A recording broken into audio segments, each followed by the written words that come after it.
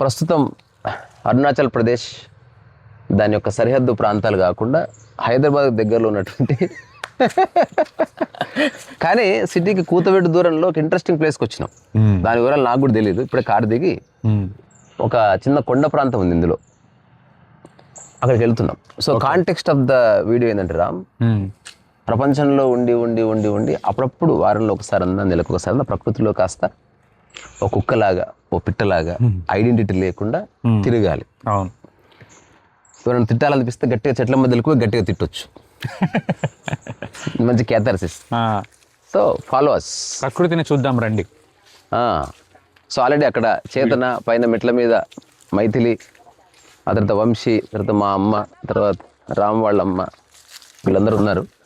అయితే వాళ్ళు పైకి రాకపోవచ్చు, కానీ అందరి జీవితంలో పైకి రావాలి. యాక్చువల్గా ఆల్మోస్ట్ అడవిలాగా ఉంది కదా పెట్టేది, అంటే మనిషి ఎక్కువ టచ్ చేయలే, జాగ్రత్త. ఈ మెట్లు ఇంతకు లాక్ ఎప్పుడు పడ్డది? ఇది యాక్చువల్లీ దారి ఇలా కాదు, తీసుకెళ్ళిపోతుంది. ఇలా దారి ఉండదు. దారి అంటే ఎక్కడికి దారి తెలీదు. ముందు సెక్యూర్ వే ఉంటుంది, చూద్దాం. సో ఇక్కడికి వస్తే ఒక రాయి చాలా బ్యూటిఫుల్ ఉంది, ఒక పెయింటింగ్ వేయచ్చు సైసన్. ఈ వ్యూ చాలా బాగుంది. సో ఎప్పుడు అపార్ట్మెంట్లు, ఫ్లాట్లు, విల్లాలు, పవర్టికోలు, విల్లాలు కాకుండా కొంచెం ప్రకృతిలోకి వస్తే దాని అందం వేరు, డైవర్సిటీ వేరు. చూసి ఎంత వెరైటీ ఉంది. ఓ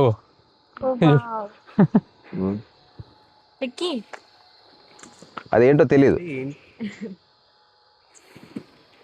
ప్రకృతి ముక్క, అసలు ఏ బరువు లేదు తెలుసా. ముక్క ప్రకృతిలో ఒక ముట్టుకోకు, it has no weight. So ప్రకృతిలోకి వస్తే ఇట్లా అవుతాం అల్కగా.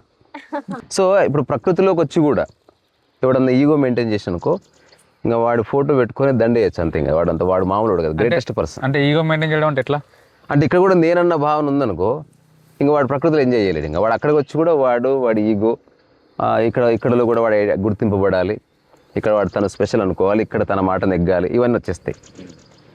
ఎట్లీస్ట్ ఈత కొట్టినప్పుడు, బాత్రూంలో ఈపు రుద్దుకుంటున్నప్పుడు, కొండలు ఎక్కుతున్నప్పుడు ఈగో లేకుండా ఉండాలి.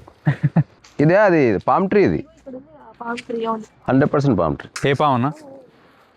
నాగుపాము కాదు, మామూలు పాము. ఇక్కడ చూసావా చిన్న నేచురల్ ఫార్మేషనే, మెట్ల లాంటిది. మెట్ల లాగా కూర్చుంటారా అక్కడ?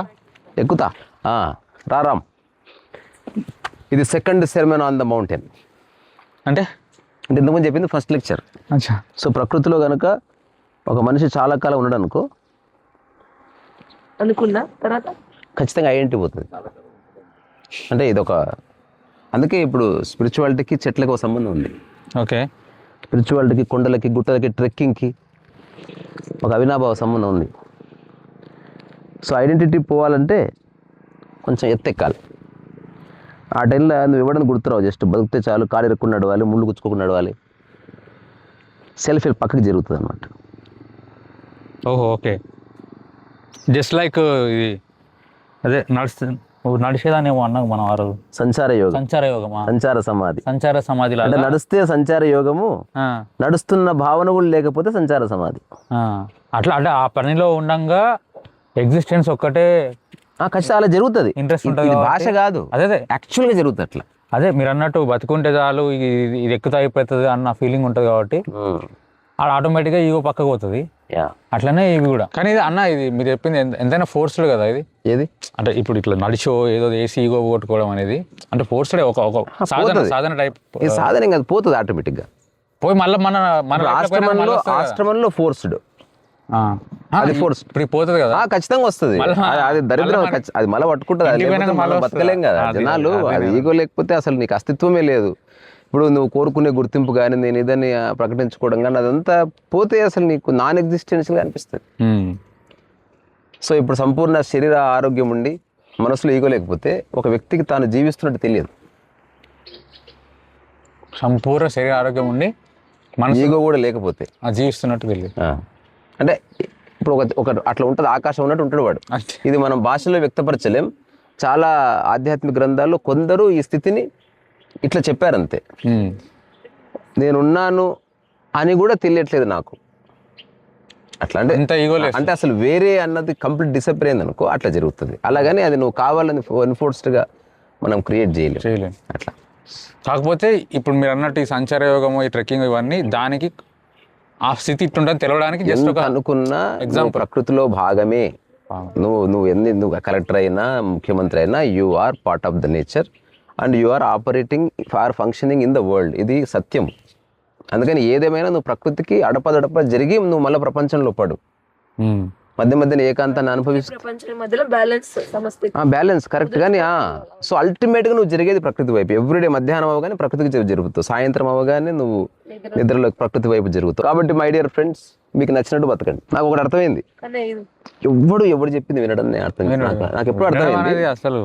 నాకు నిన్న ఎవరో ఆ కాంటెక్స్ట్ వచ్చినప్పుడు చెప్పిన ఇన్ని టాక్స్ ఎందుకు చేస్తున్నట్టు నేను చెప్పింది ఎవడినాడు. కాబట్టి నిజంగా నేను చెప్పింది మానవజాతి అంటే ఒక్కటే మాట చెబుతా అంతే.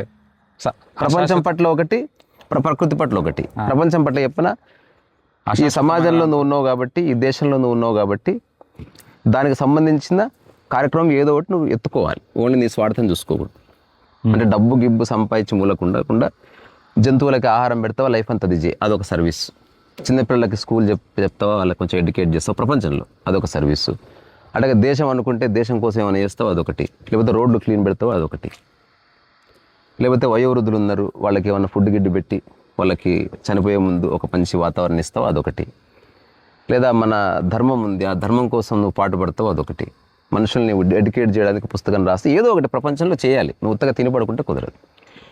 సో దీని ద్వారా వచ్చే గుర్తింపు కానీ పరపతిని కానీ అంతా మర్చిపోయి ప్రకృతిలో ఉండాలి కాసేపన్నా. నేను కాంటెక్స్ట్ మాట్లాడినావు, అన్నీ తప్పదు ప్రపంచంలో. ఇప్పుడు హఠాత్తుగా నేను చేసిన వీడియో చాలా ఫేమస్ అయిపోయి ఎవరు చూసినా హాయ్ హాల్ అంటున్నారు అనుకో, అది గుర్తింపే. నువ్వు కోరుకోలే కానీ వచ్చింది, నువ్వు పారిపోలేవు కూడా.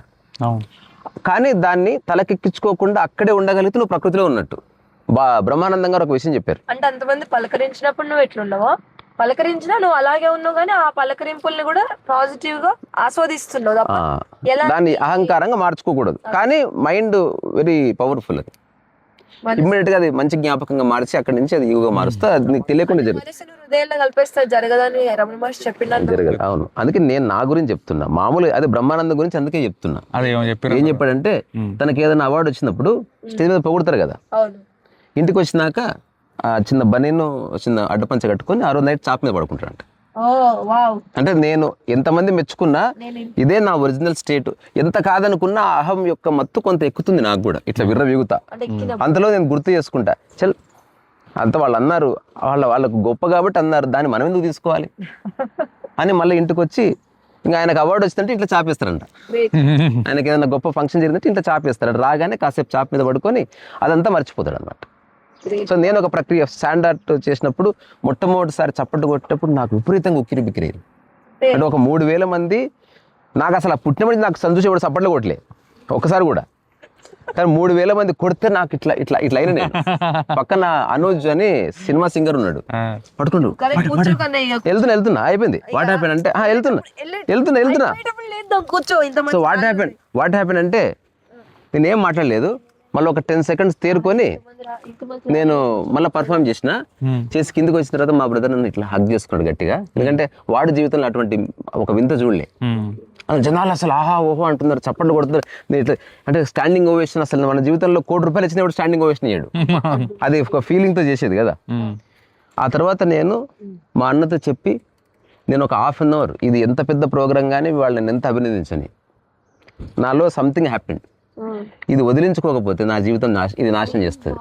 అందుకని నేను అక్కడి నుంచి నోవాటిల్ నుంచి అట్లా బయటకు వచ్చి ఆల్మోస్ట్ శిల్పారామం వరకు చాలా వేగంగా వాక్ చేసి నేను మళ్ళీ మెల్లగా ఆల్మోస్ట్ నిద్రలేస్తే ఎట్లుంటుందో ఆ స్థితికి వచ్చి అందరిని కలిసి ఇంటికి వచ్చేసిన. సో ఈనాటి వరకు ఏనాడు కూడా నేను వాటిని గంభీరంగా తీసుకోలే. ఎందుకంటే చెడిపోతుంది, మన జీవితం చెడిపోతుంది, వాటి ఇరుకుతాం మనం. అందుకని ఎవరన్నా నిజంగా మనం చేసే పని అభినందించిన అనుకో, వాళ్ళ కాలు మొక్కాలి అసలు. అంటే మనం చేసే సాదాసీదని గుర్తించినట్టు వాడు మనకంటూ గొప్పడే ఉండాలి కదా. ఒకదాన్ని గుర్తించాలంటే గుర్తించేవాడు గొప్పడే ఉంటాడు. ఇది ఇంకో స్పాట్ కన్నయ్య ఇక్కడ, అంటే మనం వచ్చినప్పుడు గడపడానికి అందరూ బాగుంది, చాలా బాగుంది. ఇక్కడ మంచి పెయింటింగ్ చేసుకోవడానికి సబ్జెక్ట్స్ ఉన్నాయి. ఇక్కడ వర్క్ షాప్ చేయొచ్చు పిల్లలకి. మన ఆర్ట్ వర్క్ షాప్ అన్నాం కదా, మంత్లీ వన్స్ 3 days ఇక్కడ పెట్టుకోవాలి కదా. ఆలోచన అందరు కార్లు వేసుకుని వస్తారు, అకామిడేషన్, ఫుడ్, ఎవ్రీథింగ్. అంటే ఓన్లీ ఎక్స్క్లూజివ్ ఆర్ట్. అంటే ఇప్పుడు ఇట్లా కూర్చొని ఇక్కడ నేచర్ని ఇట్లా క్యాన్వాస్లు పెట్టుకొని చేస్తే ఎట్లుంటుంది కదరా, ఏ డిస్టర్బెన్స్ లేదు, అదిరిపోతుంది. కానీ ఒకటే కండిషన్, మనం ఒక చిన్న నోట్స్ తయారు చేస్తాం. ఒకరితో ఒకరు ఆర్ట్ గురించి తప్ప వేరే మాట్లాడుకోకూడదు, మెడిటేటివ్గా ఉండాలి, ఎక్కువ నిశ్శబ్దంగా ఉండాలి. బాటిల్స్ కనిపిస్తే అది వెళ్ళట్లేదు, ఊరికే వస్తున్నాం. రైస్ చెట్టు చూడు ఎట్లుంది. బొప్పాయి చూడు, ఒక్క ఆకు లేదు, డైరెక్ట్ పూలు ఉన్నాయి దానికి. ఇప్పుడు ఇట్లా వాటర్ వస్తాయి కావచ్చు కదా ఆకురాల్చే టైం కదా పప్పా. అసలు ఆకులు ఉంటాయా దానికి? అంటే అహంకారం అంతా పడిపోయి జ్ఞానం మిగిలింది.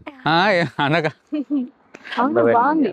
మామూలుగా సింబాలిక్ గా మనకి ఇటువంటివి చెప్తారు. మన ధర్మాలు మనం పాటిద్దాం కానీ దాన్ని ఈగోగా మార్చుకోవద్దు అనేది ఒక అబ్జర్వేషన్. ఇది అర్థం చేసుకుంటే జీవితం చాలా బాగుంటుంది అనేది ఇంకో అబ్జర్వేషన్. ఇది అనుభవం. అంటే ఇప్పుడు అన్ని చేస్తున్నా ఎట్టి పరిస్థితుల్లో ఆ తలకెక్కించుకోకూడదు. సమర్పిస్తున్నా మీకు ఆకులు లేని మరో చెట్టు చూడండి, దీనికి తెల్ల పూలు ఉన్నాయి. అది ఒకసారి అట్లా మాట్లాడవరా? దీనికి తెల్ల గోల్కొండలో వేరే భాషలో మాట్లాడతారు కదా. అది ఏదో అప్పుడు వచ్చిందన్న. అదే ఊరికే చాలా బాగా చేసిరు ప్రాంక్. ఎప్పుడు చూసిరు అన్నది? నిన్న రాత్రి పడుకుంటే ముందు చూసిన. ఏదో కాదు, నేను ఏదో స్టైల్గా ముట్టుకున్నది. ప్రకృతి బాగానే ఉంటుంది కానీ డేంజర్ కూడా ఉంటుంది. మనం అది గుర్తుపెట్టుకోవాలి ఫస్ట్.